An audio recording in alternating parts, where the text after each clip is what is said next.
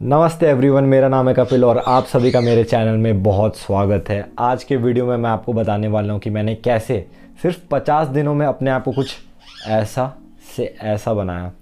Lockdown हो चुका था और सारे जिम्स बंद हो चुके थे, जिससे हमारी ट्रेनिंग बंद हो चुकी थी और पैंडेमिक के चलते मैं काफ़ी टाइम के बाद घर वापस आया। तो जो मेरी माँ का लाड़ प्यार है, उनके हाथ का जो स्वादिष्ट खाना है, उसके वजह से थोड़ी सी जो मेरी डाइट है वो डाइवर्ट हो गई थी। तो मैंने ढेर सारा फैट पुट ऑन किया एंड रेजिस्टेंस ट्रेनिंग ना करने की वजह से मेरी थोड़े मसल लॉस भी हो गए।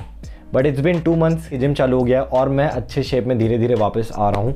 तो ये जो फ़ोटो आप देख सकते हैं, ये है जिम खुलने के जस्ट 1 दिन पहले की, और ये जो फ़ोटो है ये है 50 दिन के बाद की।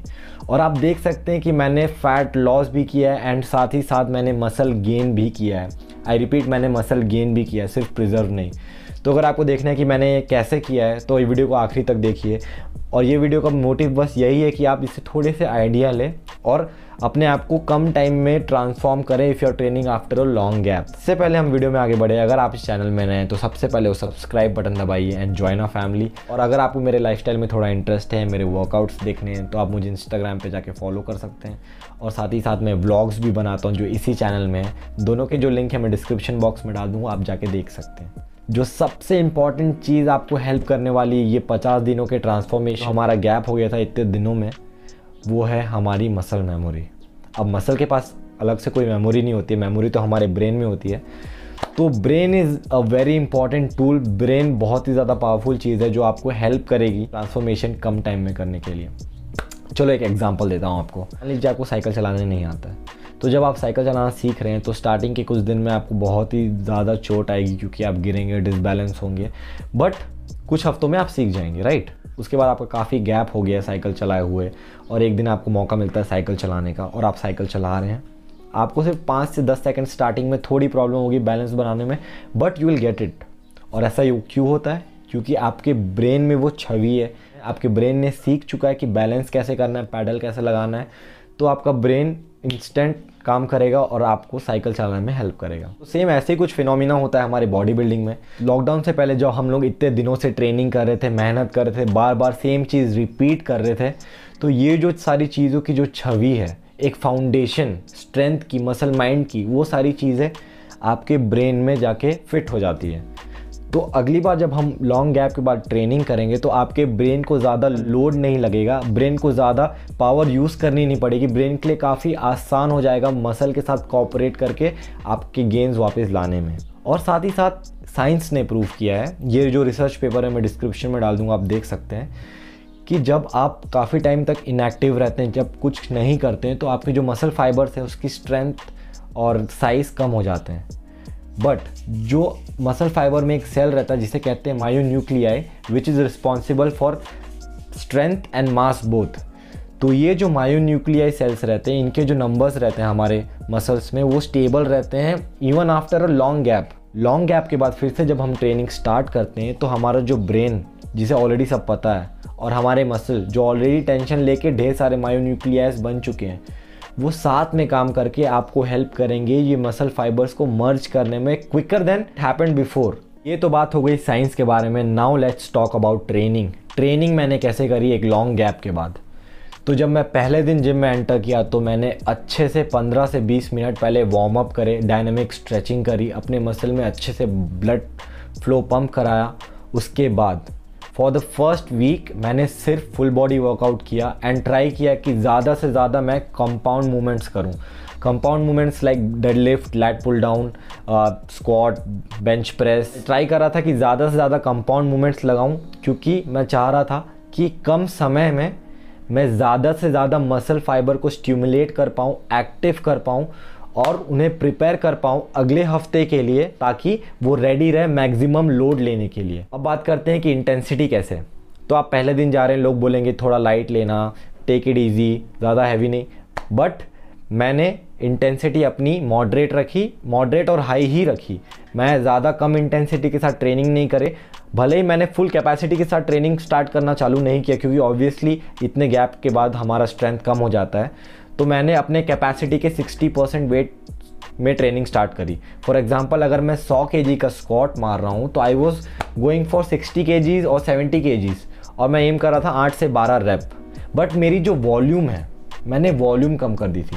एक्सरसाइज के 3 से 4 सेट लगाता था लॉकडाउन से पहले, बट पहले वीक में मैंने सिर्फ दो सेट्स लगाए 10 से 12 रैप के, and 60 to 70% of my full capacity का वेट मैंने उठाया। तो पहले वीक में बस मेरा काम था कि अपने मसल फाइबर को एक्टिव कराना, उसमें अच्छे से ब्लड फ्लो कराना, उससे प्रिपेयर करना, ताकि वो अगले वीक से फुल स्ट्रेंथ के साथ, फुल फोकस, फुल इंटेंसिटी के साथ ट्रेनिंग करना चालू हो जाए। पहले वीक में मैंने 5 दिन ट्रेन किया, उसके बाद मैंने नेक्स्ट वीक में अपना पुश पुल लेग्स रूटीन चालू कर दिया है। पुश पुल लेग्स एक मिक्स टाइप का रूटीन है जिसमें आप हर मसल 2 बार टारगेट कर सकते हैं एक वीक में। पुश डे के दिन मैंने shoulders, chest and triceps train किया। पुल डे के दिन back, biceps, rear dealt and traps और लेग्स अगले दिन। तो ये जो पुश पुल लेग्स रूटीन है मैं अभी तक फॉलो कर रहा हूँ। और अगर आपको मेरी ट्रेनिंग थोड़ी डिटेल में देखनी है कि मैं हर दिन कैसे ट्रेनिंग किया, कितने सेट्स, कितने रेप्स लगाए अपने पुश पुल लेग रूटीन में, तो आप मेरे सारे ब्लॉग्स देख सकते हैं। मैं जिस दिन जिम खुला तब से लेके अब तक ब्लॉग्स बना रहा हूँ, तो उसमें आप मेरी थोड़ी बहुत ट्रेनिंग भी देख सकते हैं। तो ये हुई ट्रेनिंग की बात। अब बात करते हैं डाइट के बारे में। मैंने डाइट अपनी कैसे डिज़ाइन करी और कार्डियो मैंने कितना किया। तो आप अगर एक लंबे समय से फिटनेस में है तो आपको मालूम होगा, अगर आपको फैट लॉस करना है तो आपको एक कैलोरी डेफिसिट मेंटेन करना पड़ेगा। बट मेरा गोल था कि मैं फ़ैट लॉस भी करूं और मसल भी पुट ऑन करूं। मैंने एक प्रोसेस फॉलो किया जिसे कहते हैं body recomposition.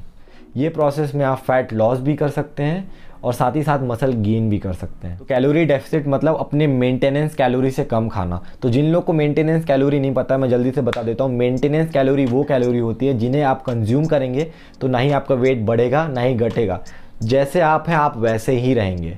But calorie deficit मतलब आपकी बॉडी को जितना रिक्वायर्ड है उससे थोड़ा कम एनर्जी देना। तो मेरे मेंटेनेंस कैलोरी थे 2500।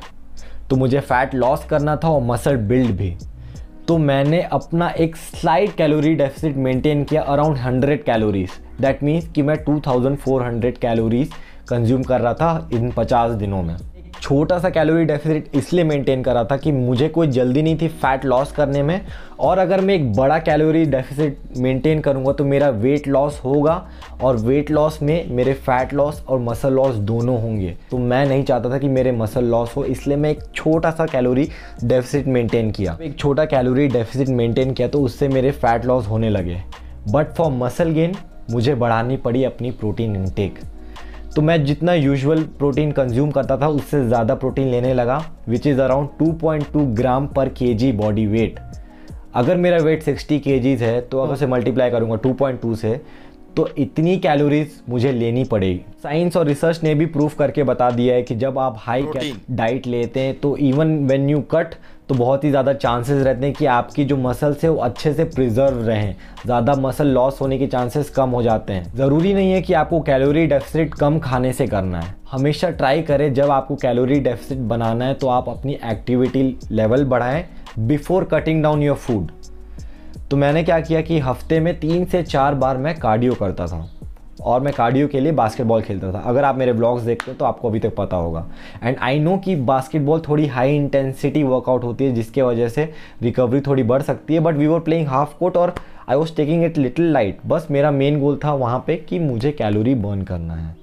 तो जिस दिन मैं कार्डियो करता था उस दिन ऑब्वियसली मैं एक बड़ा कैलोरी डेफिसिट मेंटेन कर रहा था। तो मैं ट्राई कर रहा था कि ये जो कैलोरी डेफिसिट जो काफ़ी बड़ा हो चुका है उसे मैं थोड़ा कम करूं, ज़्यादा प्रोटीन और थोड़े कार्ब्स लेके, ताकि मुझे हेल्प हो मसल गेन करने में और फैट लॉस करने में। बस यही इतना सही है। आपको बस इतना ही करना है और आप अपने आप को कम से कम टाइम में वापस शेप में ला सकते हैं। अगर आपको ये वीडियो अच्छा लगा तो सबसे पहले वो लाइक बटन दबाइए एंड सब्सक्राइब करिए। आपके भाई के चैनल को बहुत ही ज़्यादा सपोर्ट मिलता है। कमेंट करके बताइए अगर आपको कुछ सीखने को मिला, और अपने लाइफ में ये ट्राई करके देखिए, आपको ज़रूर रिजल्ट मिलेंगे। अगर नहीं मिले तो मेरे अगले वीडियोस में कमेंट करके बताना, मैं आपको बताऊंगा कि कहाँ गलती आप किए हैं जिसकी वजह से आपको रिजल्ट नहीं मिला है। तो बस मैं मिलूँगा आप सभी से अगले वीडियो में। तब तक के लिए stay fit, stay healthy, piece.